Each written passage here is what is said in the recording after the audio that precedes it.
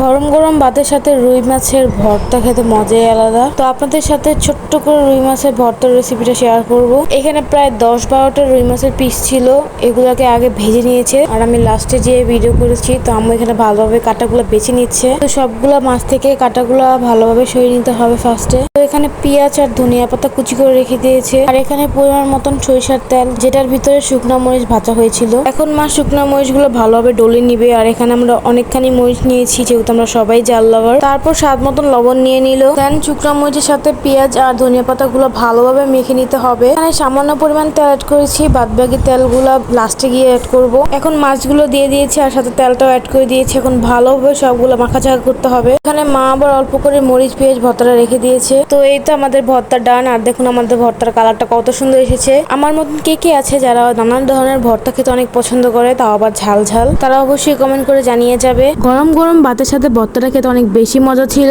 তো আজকে এই ভিডিওটা এই পর্যন্তই। সবাই ভালো থাকবে, সুস্থ থাকবে আর আমাকে অনেক অনেক ভালোবাসা দিবে, আমাকে অনেক সাপোর্ট করবে। নেক্সট অন্য কোনো ব্লগে আবারও দেখা হবে আপনাদের সাথে। আল্লাহ হাফেজ।